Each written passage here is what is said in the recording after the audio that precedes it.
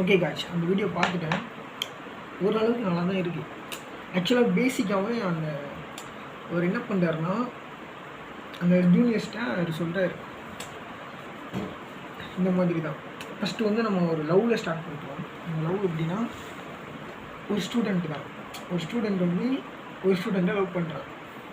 அது ஒரு 10 years of college வந்து பேஸ் பண்ணியிருக்கோம். அப்புறம் அவங்க வந்து வெளியே வந்துடுறாங்க. வெளியே வந்துட்டு இந்த லவ்வர் வந்து என்ன பண்ணுறான்னா, அந்த அவளோட லவ்வர் இருக்காங்க, அவளை பார்க்குறதுக்கு வந்து ஒரு டீ கடையில் போய் வெயிட் பண்ணுறான். ஓகேவா? அப்போ என்ன நடக்குது அப்படின்னா, அவன் லவ்வர் வந்து அவன் ஃப்ரெண்டோட வரான் அந்த ரோட்டில், அதாவது அந்த டீ கடை இருக்கிற ரோட்டில் இப்படி வந்துட்டு இருக்கான். இவன் அவன் ஃப்ரெண்டோட வெயிட் பண்ணிகிட்டு இருக்கான். அப்போ அவன் ஃப்ரெண்டு என்ன பண்ணுறான்னா, ஃபோனில் இருக்கிற ஒரு ரீல்ஸை பார்த்துருக்கான். அதாவது அவன் சோசியல் மீடியாவில் ஒரு ரீல் பார்த்துருக்கான். அந்த ரீலில் ஒரு பொண்ணு வந்து ரொம்ப க்யூட்டாக, ஸ்மார்ட்டாக, ஒரு அட்ராக்டிவாக ஒரு பொண்ணு இருக்கான். அந்த பொண்ணை வந்து காட்டுறான். அதை யார்கிட்ட காட்டுறான்னா, ஹீரோவோட ஃப்ரெண்டு வந்து ஹீரோட்ட காட்டுறான்.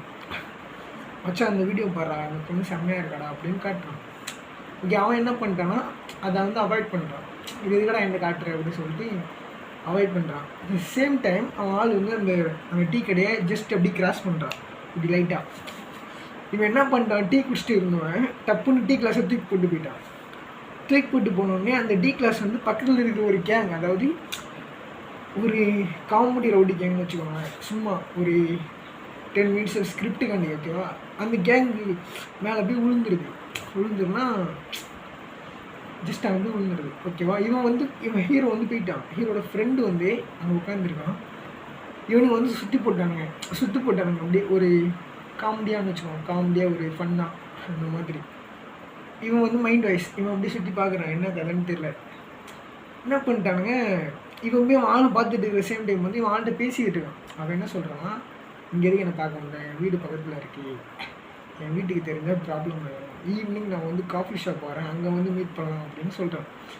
ஓகே அப்படின்னு சொல்லிட்டு அவன் போயிட்டான். கொஞ்சம் கோவமாக போகிறான்னு வச்சுக்கோங்களேன். இவன் ஃப்ரெண்டு இவங்கள்ட்ட அடி வாங்கிட்டு வந்து அவன் பக்கத்தில் நிற்கிறான். சட்டையெல்லாம் கிழிச்சு போட்டு தலைக்கெல்லாம் களைச்சி ஒரு மாதிரி ஒரு பார்க்குறதுக்கே ஒரு காமெடியாக நிற்கிறான். இவன் என்ன பண்ணிட்டான், இவன் திடீர்னு பக்கத்தில் வந்து நின்னோடனே இவன் பார்த்து ஷாக் ஆகிட்டான். ஐயோ, அந்த மாதிரி நம்ம திடீர்னு நம்ம ஃப்ரெண்டே ஒரு மாதிரி நம்ம ரெகுலராக பார்க்குற மாதிரி இல்லாமல் டிஃப்ரெண்ட்டாக வந்து நமக்கு எப்படி இருக்கும், ஒரு ஷாக்கிங்காக இருக்கும்ல, அந்த மாதிரி ஷாக் ஆகிட்டான். சரி, ஓகே, என்னடா போனோம் அப்படின்னு சொல்லிட்டு 2 பேரும் சிரிக்கிறாங்க. அதாவது ஹீரோ சிரிக்கிறான், பயங்கரமாக சிரிக்கிறான். இவன் அவளை தூரம் கொஞ்சம் ஒரு 10 minutes போயிட்டு அவன் திரும்பி பார்த்துட்டு அவளும் சிரிச்சிட்டான், ஓகேவா? இவன் சொல்கிறான், ஹீரோ வந்து அவன் ஃப்ரெண்டு சொல்கிறான், நீ மச்சான் என் ஆள் சிரிக்கிறடா அப்படின்னு. இவன் வந்து கொஞ்சம் ஒரு இதாக சொல்கிறான், ஏன்டா சிரிக்க மாட்டா, அந்த மாதிரி கான்செப்ட், ஓகேவா?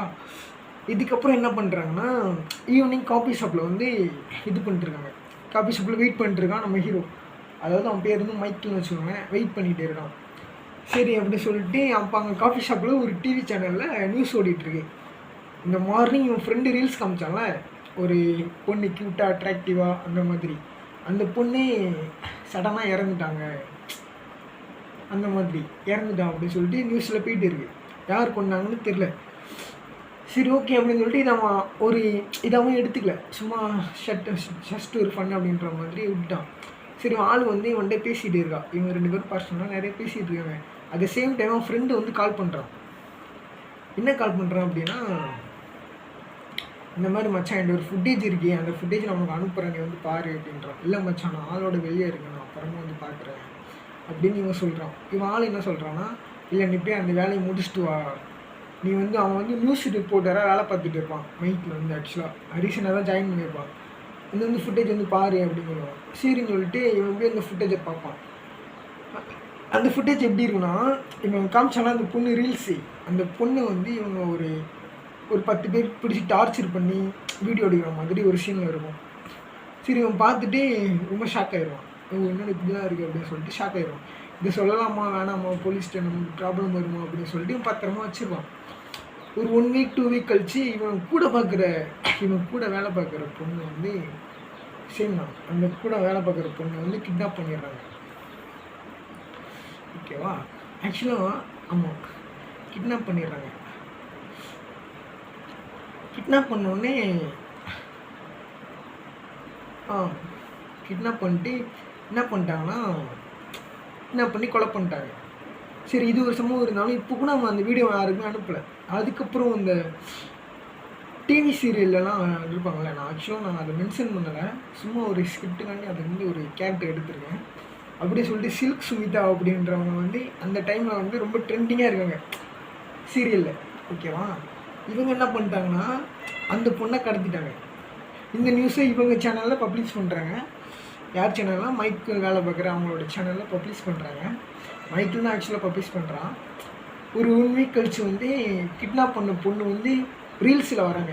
இன்ட்ரெஸ்டிங்காக என் பூனை வந்து ஆக்சுவலாக லைட்டை தட்டி விட்டுருச்சு. 1 செகண்ட்.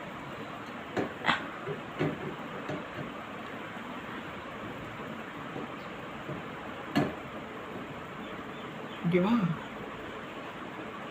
இன்ட்ரெஸ்டிங்காக போயிட்டே இருக்கு. இப்போ என்ன கதைனா, அதே பொண்ணே ஒரு மறுபடியும் 2 வீக்ஸ் கழிச்சு அந்த பொண்ணு இறந்துடுறா. இப்போ இதை விசாரிக்கிறதுக்காண்டி சிபிஐ சஞ்சய் இருக்கார்ல, அவர் தான் ஆக்சுவலாக ஒரு என்னென்னா ஒரு கனெக்டட் ஆஃப் லிங்க்ட் கேரக்டர்னு சொல்லலாம். கீ ரோல் ஆஃப் த அப்படி சொல்லலாம், கீ ரோல்னு சொல்லலாம். எல்லா கேரக்டரும் அவர் தான் மெஷர் பண்ணி எடுத்துகிட்டு போவாப்பில், இப்படி வரிசையாக போவோம். அந்த மாதிரி அவர் என்ன பண்ணுறாருன்னா, இதை இந்த கேஸ் விசாரிக்கிறதுக்காண்டி ஹை கமாண்டர்ஸ் அப்படிங்கிறத ஹை ஆஃபீஸர்ஸால் ரெக்கமெண்ட் பண்ணப்படுறாரு.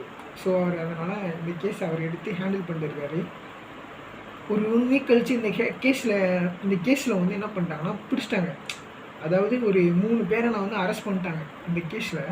அது அந்த ஃபுட்டேஜ் இவர் விசாரிக்கிறாரு அப்படின்னு தெரிஞ்சோடனே நம்ம மைக்கில் என்ன பண்ணுவோன்னா, அவன்கிட்ட இருந்து அந்த ஃபுட்டேஜை கண்டுபிடிக்க முடியாத மாதிரி, அதாவது இப்போ நான் உங்களுக்கு அனுப்புகிறேன்னா அது நான் தான் அனுப்பணும்னு உங்களுக்கு தெரியாத மாதிரி நான் உங்களுக்கு அனுப்பிட்டேன் அந்த ஃபுட்டேஜை. ஓகேவா, அந்த ஃபுட்டேஜை நீங்கள் பார்த்துட்டு ஒரு 3 பேரை கைது பண்ணிட்டீங்க, அரெஸ்ட் பண்ணிட்டீங்க. அரெஸ்ட் பண்ணி அவங்கள விசாரிச்சுட்டு இருக்கும்போதே அட் சேம் டைம் ஒரு போலீஸ் என்ன பண்ணுறாருன்னா, டியூட்டி டயத்தில் சஞ்சய் கூட இருந்த போலீஸ் அவங்க 3 பேரையும் சுட்டுட்டு தானே சுட்டுட்டு செத்து போயிடுறாரு. இது வந்து சஞ்சய்க்கு என்ன ஆகுதுன்னா ஒரு ஷாக்கிங்காக ஆகிட்டு, என் சர்வீஸில் இதை மாதிரி நடந்ததே இல்லை, இது எப்படி நடந்தது அப்படின்ற மாதிரி அவருக்குள்ளே ஒரு இதாக வருது. ஸோ இந்த சம்பவத்தினால என்ன பண்ணிட்டாங்கன்னா சஞ்சயை வந்து சஸ்பெண்ட் பண்ணிட்டாங்க தற்காலிகமாக. ஒரு 1 மந்த் சஸ்பெண்ட் பண்ணியிருக்காங்க இந்த கேஸில். ஆனால் சஞ்சய்க்கு வந்து இதில் ரொம்ப ஆர்வமாயிட்டு, என்னடா இப்படி ஒரு போலீஸ்கார் வந்து நம்ம கண்ணு முன்னாடி இப்படி பண்ணிட்டாரு அப்படின்னு.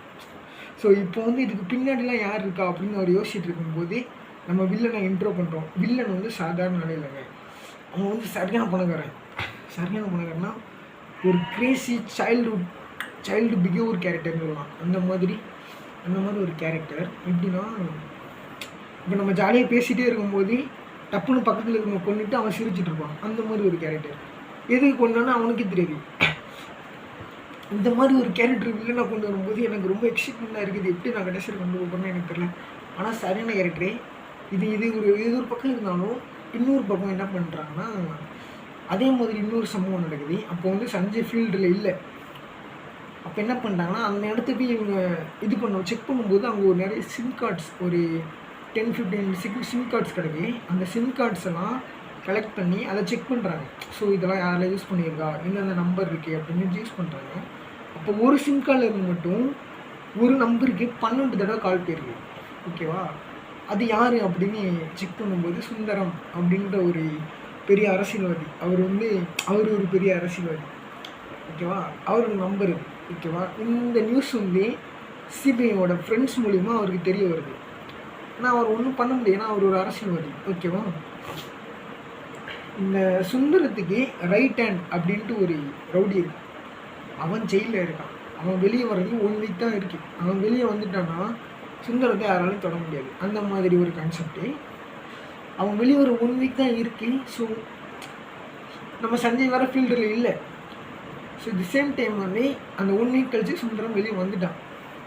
வெளியே வந்ததுக்கப்புறம் என்ன பண்ணுறாங்க அப்படின்னா, சுந்தரம் உள்ளே போனதுக்கு காரணமாக இருந்த சில பேரை, அவன் பேர் ராஜா, அதாவது அந்த ரைட் ஹேண்ட்னு சொன்னாலும் அவன் பேர் ராஜா. அவன் உள்ளே போனதுக்கு காரணமாக இருந்த சில பேரை அவனோட ஆளுங்க கொண்டுட்டாங்க. இதனால என்ன நடக்குதுன்னா, வெளியே வந்த சேம் டயத்தில் அவங்களெல்லாம் கொண்டுட்டாங்க. இதனால ஊர் ஃபுல்லாக கலவரம் ஆயிடுது. இந்த கலவரத்தினால நம்ம ராஜாவை சிட்டிக்குள்ளே வரக்கூடாது அப்படின்னு சொல்லிட்டு கமிஷனர் அப்படின்னு சொல்லிட்டு ரெக்கமெண்ட் பண்ணி கோர்ட்டில் இருந்து ஆர்டர் வாங்கி எல்லாத்தையும் க்ளோஸ் பண்ணி நீங்கள் உள்ளே வரக்கூடாதுன்னு சொல்லிட்டு ஊரடங்கு உத்தரவு போட்டுருக்காங்க. அந்த ஊர் ஃபுல்லாக கலவரமாயிட்டு. ஓகேவா? இதனால என்ன பண்ணிட்டாங்க, ராஜா உள்ளே வர முடியல. ராஜா வந்து சுந்தரத்துக்கு ஃபோன் பண்ணுறான், இந்த மாதிரி என்ன சிட்டியில் வரவிட மாட்டாங்க அப்படின்ட்டு. சுந்தரம் அவனோட பவரை யூஸ் பண்ணி ஒரு 4-5 வக்கீலை வச்சு பேசி அதுக்கப்புறமா ராஜாவை உள்ளே கொண்டு வராங்க. ஓகேவா? இவன் இப்போ வெளியே வந்ததுக்கு ஒரு செலிப்ரேட் பண்ணுவோம்ல, இந்த இடத்துல ஒரு பார்ட்டி, அதாவது ஒரு ஐட்டம் சாங் கூட சொல்லலாம். அப்படின்னு சொல்லிட்டு கத்திரினா கைஃப்லாம் இறக்கி இவங்க டான்ஸ் போட்டு கேமரா ஆஃப் ஆகிட்டு நினைக்கிறேன். கிளாஸ் மட்டும் ஆஃப் ஆயிருக்கா, லோ பேட்ரி.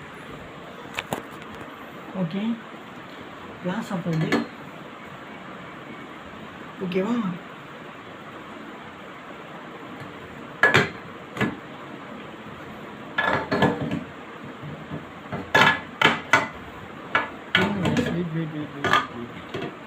கண்ணால சொல்லுற கையால சொல்லுற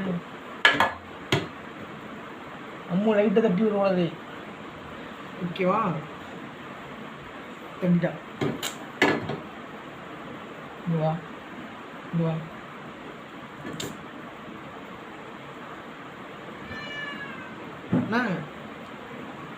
இப்போ இந்த சாங் நடந்துட்டு இருக்கும்போது என்ன பண்ணிட்டாங்கன்னா, போலீஸ் எல்லாம் அந்த ராஜாவோட ஆள் கொலை பண்ணுவாங்க, அவன் யாருன்னு கண்டுபிடிச்சி அவனை அரெஸ்ட் பண்ணுறதுக்காண்டி டிபார்ட்மெண்ட்லாம் வந்துட்டாங்க. இது வந்த உடனே என்ன பண்ணிட்டாங்கன்னா, பெரிய கலவரம் ஆகிட்டு அந்த இடத்துல. அந்த சாங் முடிஞ்சிட்டு, ஆக்சுவலாக அந்த சாங் முடிஞ்ச உடனே அந்த இடத்துல பெரிய கலவரம் ஆகிட்டு. இந்த கலவரத்தை கண்ட்ரோல் பண்ணுறதுக்காண்டி போலீஸ் எல்லாரும் தாக்க ஆரம்பிச்சிட்டாங்க. இவனுங்களும் சும்மா இல்லை, இவனுங்களும் போலீஸை தாக்கிட்டாங்க.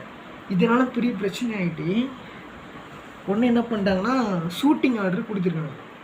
இந்த ஷூட்டிங் ஆர்டரில் 2 பேர் இறந்துருக்காங்க. ஆனால் மெயின் எபிஸ்டனா ராஜாவோட கையால், அப்புறம் சுந்தரம் ஆக்சுவலாக ஆல்ரெடி தப்பிச்சிட்டான். இந்த ராஜாவோட கையால் மட்டும் தப்பிச்சிட்டாங்க. இவங்க தப்பிச்சாலும் அதே சேம் டேத்தில் சுமார் 200 கோடி மதிப்புள்ள ட்ரக்ஸை வந்து அங்கேருந்து கொண்டு போகிறதுக்காண்டி 2 கண்டெய்னரில் லோட் பண்ணி அந்த இடத்துல வச்சுருக்காங்க. அந்த கண்டெய்னரும் மிஸ் ஆகிட்டு.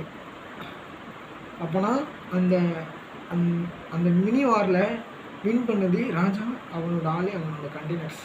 போலீஸ் லாஸ் ஆகிட்டாங்க. இதுக்கப்புறம் என்ன நடக்குது அப்படிங்கிறது தான் மேட்ரே. அதுதான் நம்மளோட main heart of the story. அந்த ஸ்டோரி நான் சொல்லவே விரும்பலை. இது கூட ஸ்டோரியில் சும்மா ஒரு அடிஷ்னல் ஆஃப் ஸ்டோரி. அதாவது நம்ம 5 மார்க் கொஷின் 2 கொஷின் இருந்ததுன்னா வச்சுக்கோங்க, 5 மார்க் கொஷின் 2 கொஷின் இருக்குது ஒரு எக்ஸாம் ஷீட்டில். நல்லா படித்தவன் என்ன செய்வான்னா, சுமாராக படிக்கிறவன் என்ன பண்ணுவான், ஒரு கொஷின் எழுதுவான். சரி, எனக்கு 2 கொஸ்டின் எழுதுவோம், 1 மிஸ்டேக், 1 தப்பாக, 2 கொஸ்டின் ஏதாவது 1 தப்பாக இருந்தால் கூட 1 கரெக்டாக இருக்கும் அப்படின்ட்டு 2 கொஸ்டினுமே ஃபுல்லாக எழுதி வைப்போம். ஓகேவா? சப்போஸ் 1 ஃபெயில் ஆனாலும் ஒரு கொஸ்டினில் 5 மார்க் கிடைக்கும்ல. அந்த மாதிரி தான் நம்ம 2 பார்ட்ஸ் ஆஃப் ஸ்டோரி மேக் பண்ணிடுவோம். இந்த சைட்லேருந்து வரும், இந்த சைட்லேருந்து வரும், 2மே ஒன்றா தான் மீன் பண்ணுவோம். இது ஃபெயில் ஆனால் கூட நான் இதை வச்சு ஃபிக்ஸ் பண்ணிடுவேன், அது ஒன்றும் பிரச்சனை இல்லை. இப்போ இதுக்கடுத்து என்ன நடக்குது அப்படிங்கிறது தான் matter.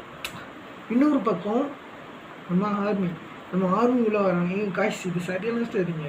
Army, CBI, police, student, sorry எல்லாருமே இருப்பானுங்க. ஆனால் ஒரு பயங்கர இன்ட்ரெஸ்டிங்காக இருக்கும் ஸ்டோரி. அதுதான் மேட்ரே. இதுதான் நம்ம ஸ்டோரியே. அதுக்கப்புறம் நீ சும்மாவே இருக்க மாட்டியாடா அப்படின்னு நிறைய பேர் கேட்குறாங்க. நான் ஏன் சும்மா இருக்கணும்? எனக்கு போர் அடிக்குது காய்ஸ் பயங்கரமாக. இப்போது சும்மா இருக்கிறது எவ்வளோ கஷ்டம் தெரியுமா உங்களுக்கு? பூனையாலே டெய்லி சும்மா இருக்க முடியாது. அந்த மாதிரி தான் நான் வந்து எப்படின்னா, சும்மா டிவி பார்த்துட்டே இருக்க மாட்டாங்க. டிவி மூவிஸ்லாம் அதிகமாக பார்க்க மாட்டாங்க. இன்ட்ரெஸ்டிங் ஏதாவது தேடுவேன். இப்போ நமக்கு பசிச்சதுன்னா சாப்பிடுவோம்ல, ரொம்ப பசிச்சதுன்னா கிடைச்சதெல்லாம் சாப்பிடுவேன். அந்த மாதிரி நான் கிடைச்சதெல்லாம் சாப்பிடுவேன். ஆனால் நான் சொல்கிறது வந்து அந்த மாதிரி இல்லை. எப்படின்னா, இப்போ ஒரு கொஸ்டின் பேப்பர் இருக்குது, ஓகேவா? அதில் 10 ஒன் வேர்ட் இருக்குது, 5 2 மார்க் இருக்குது, 3 5 மார்க் இருக்குது, 4 5 மார்க் இருக்குது, ஓகேவா? ஆனால் 4 5 மார்க்கில் 2 தான் எழுதணும். மொத்த டெஸ்ட்டே உங்களுக்கு 10 மார்க்கு தான் டெஸ்ட் வைக்கிறாங்க. நீங்கள் இப்போ அந்த 10 மார்க் 1 எழுதுவீங்களா, இல்லை 2 மார்க் 5 எழுதுவீங்களா, இல்லை 5 மார்க் 2 எழுதுவீங்களா அப்படின்ற ஒரு கொஷின் நான் உங்கள்கிட்ட கேட்குறேன். நீங்கள் என்ன எழுதுவீங்க? மேக்ஸிமம் எல்லோரும் சூஸ் பண்ணுறதுலாம் அந்த 1 மார்க் 10 எழுதிடலாம் அப்படின்ற மாதிரி சூஸ் பண்ணுவீங்க. ஆனால் ஆக்சுவலாக அது தப்பு.